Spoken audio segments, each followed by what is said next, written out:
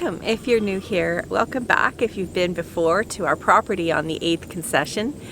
My name is Natalie. Well, it's a beautiful day today. Well, as beautiful as it's going to get in October. We've had some, again, wet, cold weather. It's been the theme of this year. So it's been difficult for me to get out and start breaking down this garden and pulling out the plants and getting ready for winter. But today is the day that I am going to take The Sky is Blue. It's about 10 degrees out right now, and that's about as warm as I think it's going to get for today. So first I'm going to give the ladies, the chickens, their treat, which you can kind of hear them calling for me. They see that I have my basket, which usually means a treat for them, collect their eggs. But first I'm going to pull the last of the lettuce in the beds there and feed that to them as well. So I'm going to do that first, then go do the chickens, and then we're going to get started on cleaning up this garden.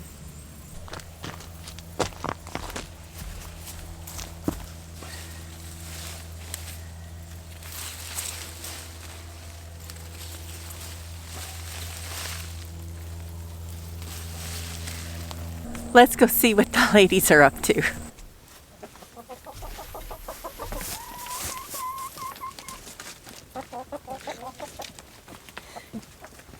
morning, girls.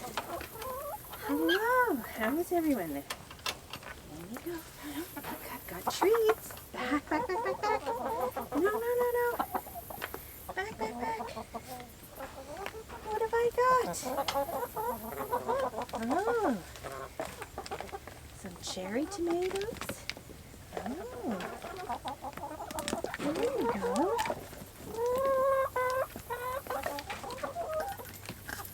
Some apple.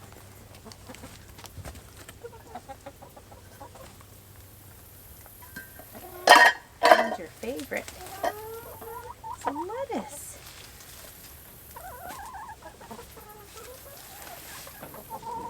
Some for you. Some for you. Some for you. Some for everybody.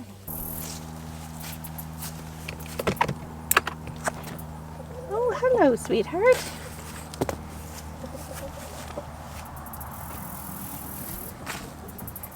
How are you?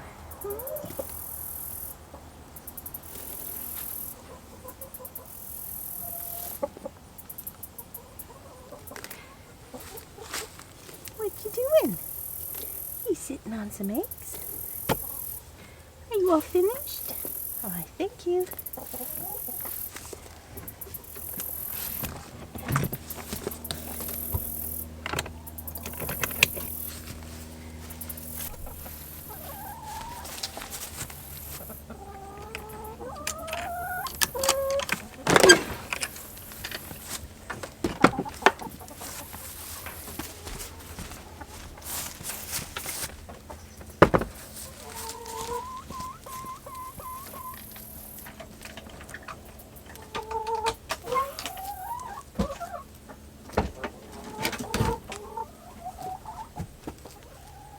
Now that the chickens are done and happy and quiet, I'm going to get started on this garden. I'm going to do as much as I can today while it's nice. I'm going to start in the back here with the mess of what is my tomatoes.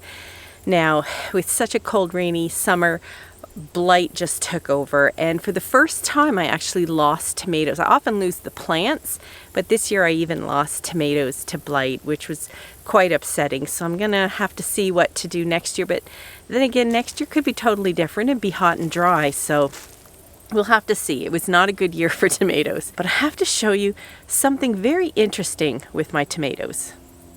Those of you who've been watching might recall that I planted my cherry tomatoes at the front of this bed. And in this corner here is where I planted a variety that I really like called Tidy Treat. Now what I like best about it is the plant itself stays fairly small. It has great clusters of cherry tomatoes, but you can see that it succumbed to the blight.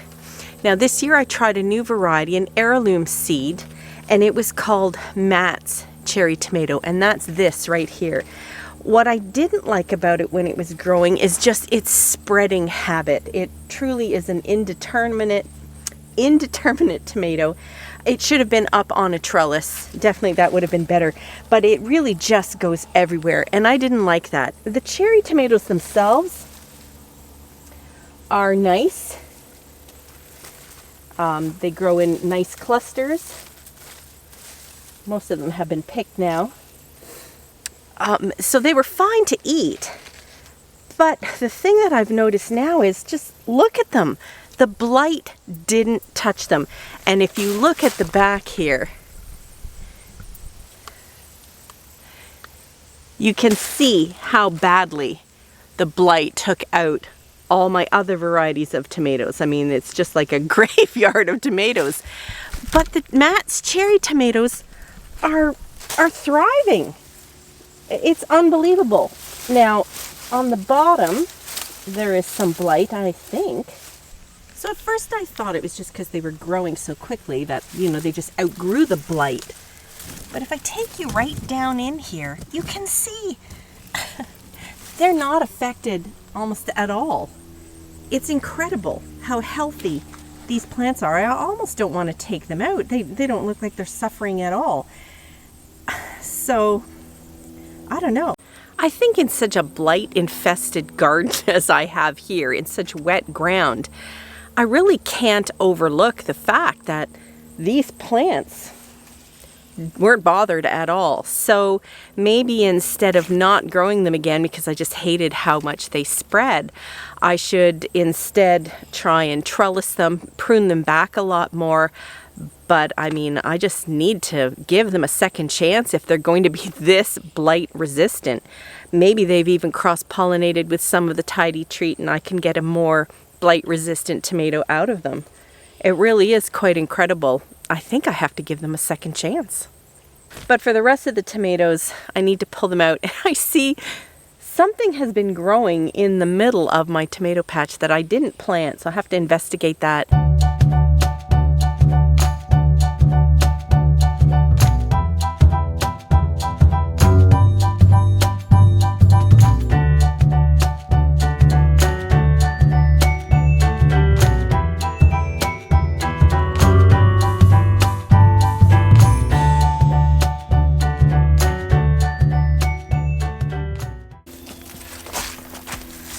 Not sure what this plant is. I didn't plant it, but this compost came from the municipality where people could drop off clippings and things.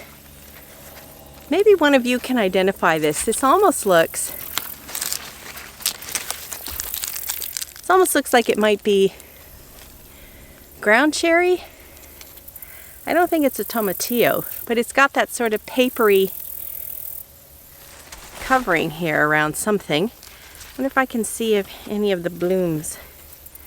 There was a flower on here. It had a little yellow flower with a black center. It must have dropped off. I can't find it now. But perhaps somebody out there can identify this plant for me.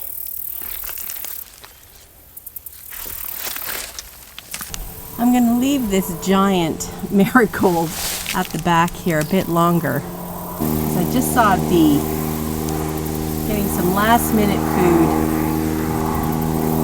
and I don't want to take that from them. So I'll leave this giant marigold at the back here until the frost totally kills it. There. First bed is done, what I call the nightmare bed. It was the one I was dreading the most. Now the cages, I will definitely wipe down with bleach before I use them next year. And this bed, obviously, will not be used for tomatoes next year, although from the amount of tomatoes that have dropped, they'll probably sprout. But you can also see how deep the bed has sunk in its first year as the logs and things underneath decompose, which is fine. So I will be adding fresh compost on top, but I will not be planting tomatoes here for at least 3 years. Hopefully I will get the last 3 beds in, which will be going over here where you can see the tarps. And while the tarps helped keep the weeds down, there's also a beautiful pondscape developing. Look at that, that's actually quite pretty, those green and the red. I don't know what they are, but it actually looks quite nice. Nature's funny, isn't it? It just wants to take over. But hopefully my last 3 beds will go across there and I'll be able to keep all the weeds down, and I can plant tomatoes in those beds, which will be fresh beds with no blighty soil.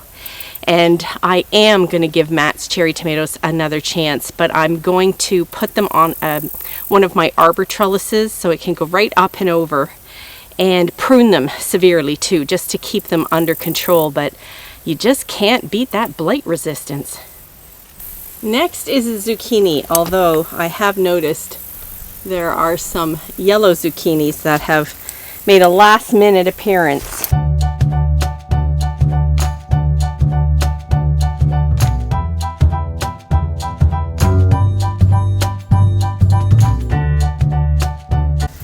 Maybe I better check this other side too.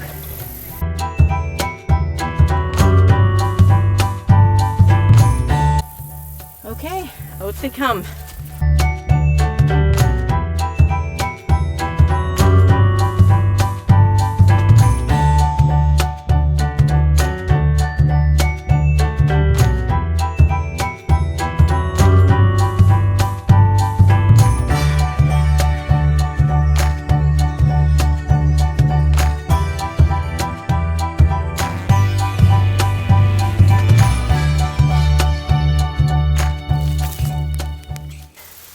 You know, you're never really going to stop being surprised by our garden.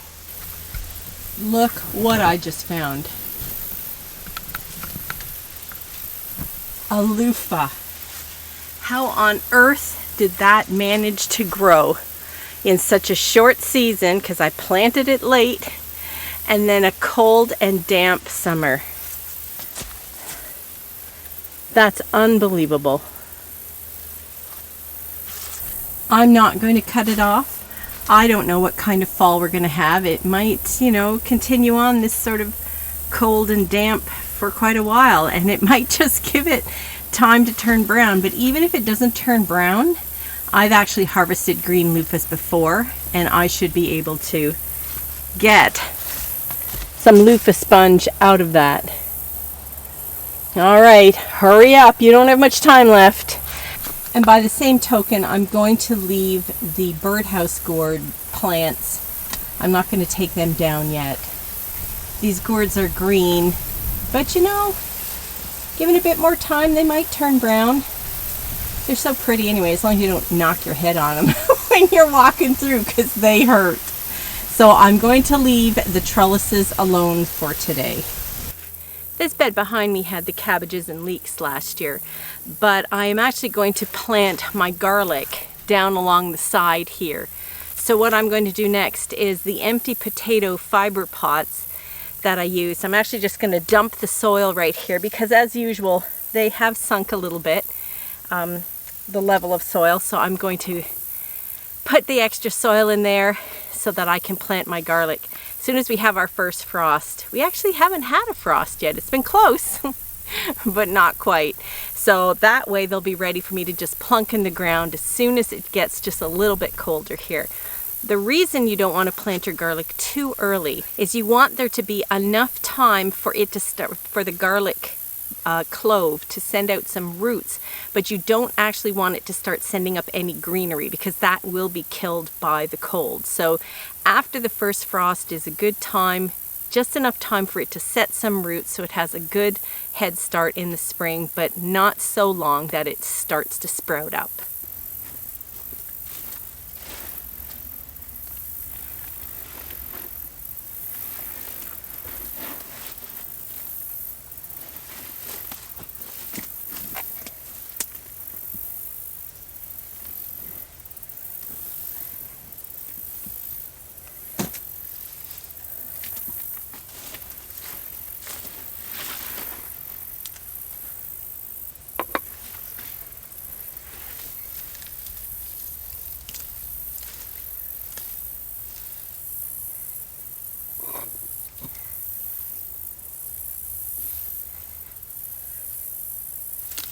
So that's all I'm going to do for today.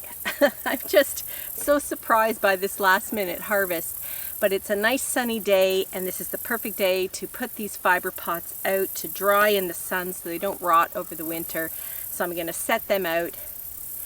The trellises I'm going to leave a bit longer. The birdhouse gourds can thank the loofah that they get to survive a bit longer, and the beans as well.